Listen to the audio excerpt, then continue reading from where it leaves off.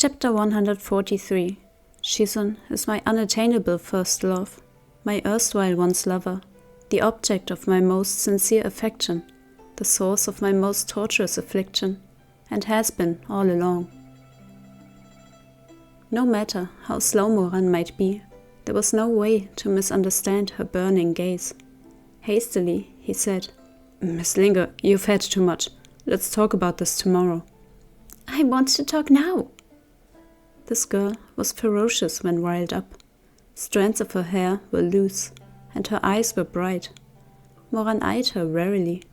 He didn't want to be delayed here, and was about to resort to Qinggong to make a quick escape when she latched onto his sleeve.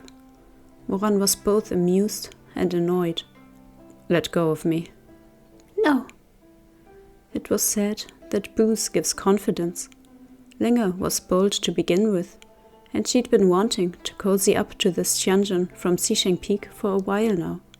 Without further preamble, she proclaimed loudly, "I like you. Do you like me?" Stunned, Moran had no reply.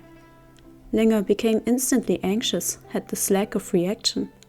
When Moran had first arrived in Yuliang village, she had thought him quite dashing and gallant. Later, she'd learned he was the very same Mo-zongshe, whose fame had been growing over the past years, and her maidenly heart fell irrevocably deeper into infatuation. The busy harvest season would soon come to its end, and Moran would leave. Ling-er was just some girl from the lower cultivation realm. All she had going for her were her pretty face and good figure. She didn't know how Moran felt, but she did know that if she didn't confess her feelings now, she wouldn't get another chance. And so, bolstered by liquid courage, she had sought out Moran to corner him with a confession. Moran was honestly a bit startled by her brazen fearlessness. Ling-er's charming face flushed bright red as she waited with bated breath. How wonderful it would be if Moran said yes. Not only would she win herself a handsome young man as her lover, getting together with Moran would also mean getting in with Xisheng Peak. She wouldn't be stuck in this podunk village. She could live comfortably. She could. "I'm sorry, Miss Ling-er, but you'd best let me go." His blunt reply tore down all those fanciful pavilions she'd been building in the sky. The blood on Ling-er's face had yet to recede as she blanched, and for a moment the color of her face looked terrible. After a strangled pause, she asked anxiously, Am I not pretty enough?" "You're very pretty." Moran was unfailingly polite as he gently extricated himself from her grip. "But not my type." Whatever dignity she'd had left was completely shredded by this "not my type." Tears welled up in Ling-er's eyes, though the heartbreak was secondary. She did fancy Moran, but it was mostly an infatuation. What she really yearned for was to rise above her circumstances, and it was the shattering of those beautiful dreams that she felt more keenly. "Then," she held back her tears and asked, "what is your type?" Her question left Moran at a loss. What was his type? Out of sheer habit, he almost answered that his type was someone like Shimei, but before the words left his lips, he had a sudden feeling that no, that wasn't quite right. He was caught off guard, unable to answer. "Well, what's your type?" Ling-er pressed. Her lovely eyes were fixed unwaveringly on Moran's face, alert to any minute change in his expression. Ling-er's situation was a sorry one as well. She had an older sister who'd married an ordinary fabric merchant from the upper cultivation realm and moved to Leichou many years ago to live in luxury.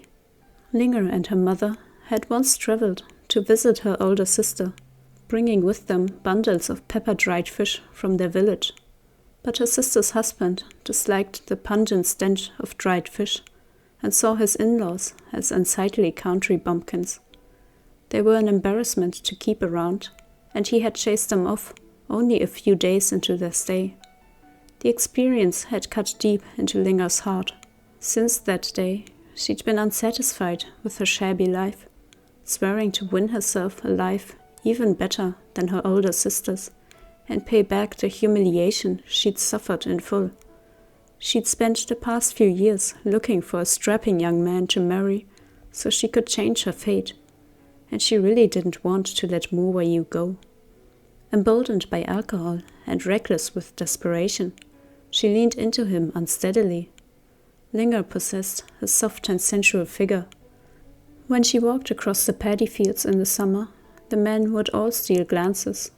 Now she was going all in, betting on her warm body to pry apart Mozong's armor.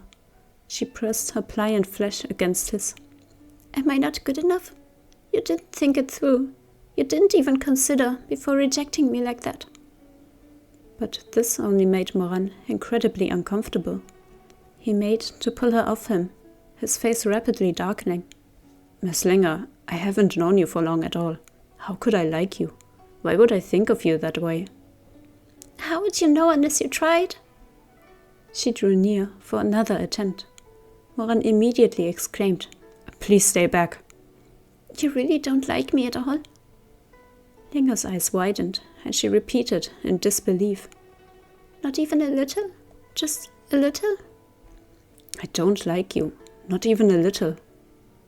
Moran thought maybe he hadn't been clear. When it came to such things, a clean cut was best. So even though it was cruel, he added, I'm not interested, not even a little bit. Ling-er was speechless. She could understand if she wasn't his type, but not interested. How many unmarried men could face a woman who possessed such a charming face and figure, one who threw herself willingly into his arms, yet say such righteous conviction that he wasn't interested? How could he face enticement from such a beauty and feel not a shred of desire? Stunned, she stood rooted to the spot for a long interval. How can you? How are you? She struggled to say the words. She actually wanted to ask, how can you not feel any desire at all? That's not normal. Moran could tell what she was thinking, but he didn't feel like explaining himself. They had met by chance. Even if all she wanted was a fling, he had no such intentions. She could think whatever she liked. Sorry, he said in a low voice. Then he slipped off into the night. The breeze blew into his face, and he couldn't help but squint. The conversation with Ling-er just now had brought on a sudden realization. When it came to love, there was something he'd always been mistaken about. Ling-er had asked him, What's your type? This question was something he'd never given deep thought to before. Someone who rarely received warmth and the privilege of choice. If someone treated him well, he would offer his all to them. What's your type? This was something he'd unconsciously never dared ask himself. In this world, everyone had their own unique tastes and biases. When Moran was a child, he had often seen other children on the streets tugging at their parents' sleeves with words like, I like these, the ones with the scallions. Or, Mommy, this red lantern is prettier than the yellow one. I like red. But for him, saying something like that would have been pointless. He could only afford the cheapest plain flatbread, which he would split in half to share with his mother. Later, when he was at the pleasure house, he would sneak peeks at the rich young masters who came around. He would watch them fan themselves languidly and say, I like the girl from last time, Yearned. She's delicate and her voice is sweet. Let's have her sing for us today too. And other such stuff. Honestly, to Moran, Yearned Tsitsi was nowhere near as pretty as Bairong Tsitsi. But who cared what he thought? Nobody ever asked him, what do you like? Whether it was who was prettier or any other choice, making it was the purview of the rich and powerful. Moran could only accept whatever others gave him. If there was food to eat, he should be thankful. If there were clothes to wear, he should weep in gratitude. What was this, Like? He'd been a raving lunatic to even consider it. How could he have any preference? How could he dare to have a preference? What right did he have? All he had was the slowly worthless life, and even that was a struggle to keep. Whatever he got, he would tightly grip onto. He'd lived like this for so long, it became more than habit. It was ingrained into his very bones. No matter what riches and treasures he amassed, no matter how many of the finest perfumes he luxuriated in, so much that it made him sneeze, he could never cover the stench of poverty emanating from his marrow. Growing up in poverty, his own feelings and preferences were like dirt under the sole of a shoe, completely worthless. The question, "What do you like?" was something nobody would ever ask. Later, he would rise to the apex of society, becoming emperor of everything. But serving an emperor was like serving a tiger. Those around him could only try to guess at his thoughts and whims. "What do you like?" became a phrase nobody would dare to ask. But Ling-er had asked. A few simple words, yet they had him stumped. He had once thought that to love someone was to respect and cherish them, to hold them in his cupped hands with the greatest care, never daring to harbor even the slightest inappropriate thought toward them.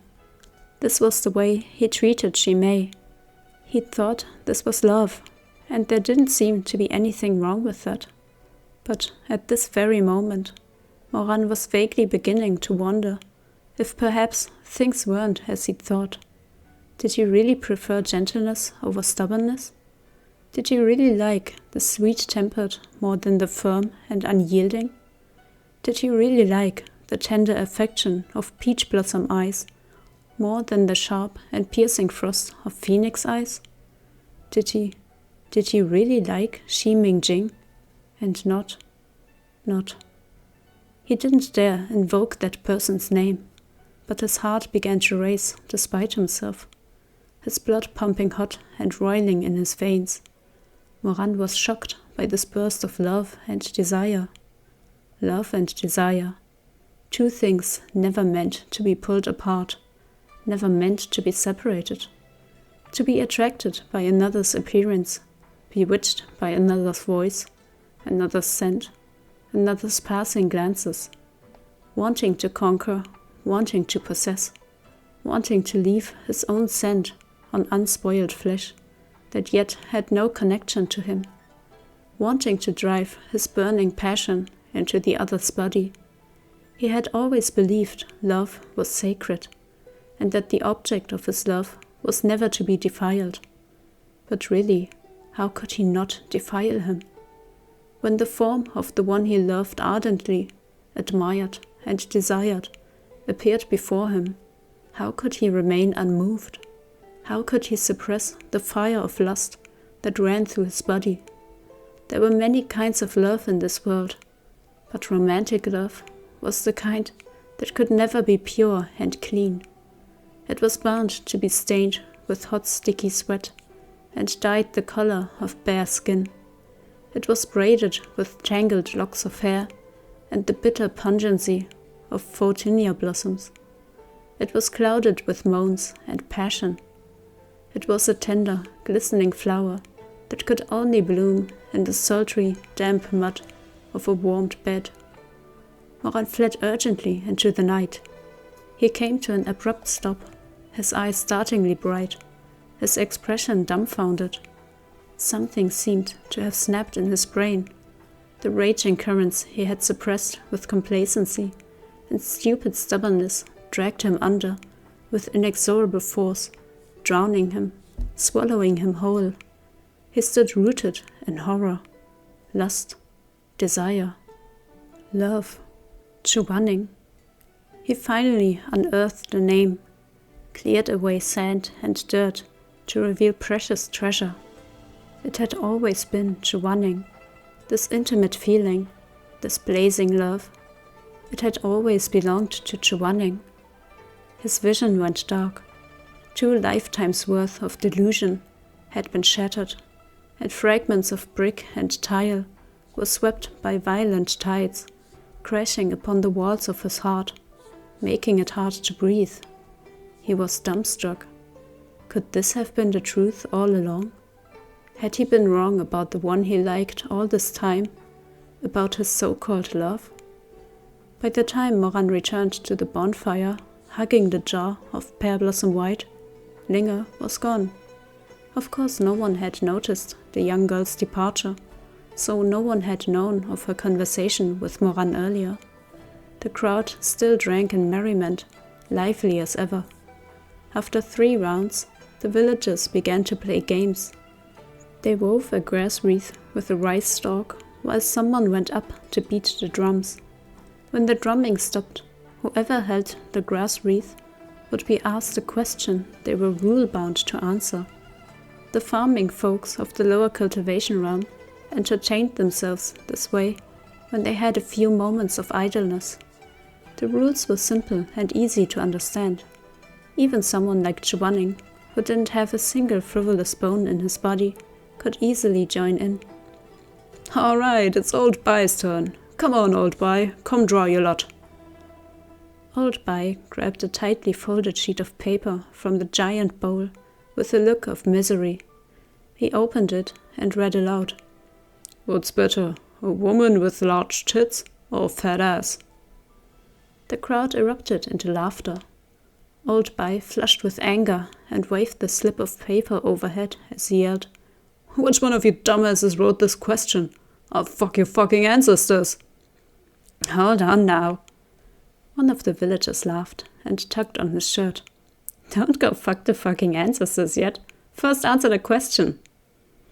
Old Bai's wife was sitting next to him, glaring at him with her bullfrog-like eyes until his hair stood on end. He hemmed and hawed, then eventually said in a small voice, "I think they're both pretty good." "Bullshit, you lying liar!" Someone bellowed, laughing. "You told me just the other day you like 'em thick, with childbearing hips. What are you doing lying like this? Drink up. That's the penalty for lying, so drink." Old Bai could only grimace and drink. The moment he was done, his wife dragged him off by the ear, chewing him out the whole way. Hidden in the crowd, Chuaning found himself equally discomfited and intrigued by this game. If these vulgar questions were posed to him, however, he would certainly be unable to answer. Just then, the village chief held up a strip of black cloth, about a foot long, and said with a grin, "Let's change the drummer. Switch Old Chang out so he can play too. Who wants to take over?" Chuaning was quick to volunteer. "I'll do it." He walked over to the drum of thick cowhide, took the drumsticks, and settled himself down. The village chief covered his eyes with the strip of cloth, adjusting it carefully. "Too tight?" "No." "Can you see through it?" "No." The village chief smiled. "All right then, Tianjin. Go ahead and start beating the drum. Stop whenever you like." "Okay." Chuaning raised the drumsticks and experimentally tapped the leather surface a couple of times. Soon he was nimbly tapping out staccato drum beats, rhythmic and fast-paced.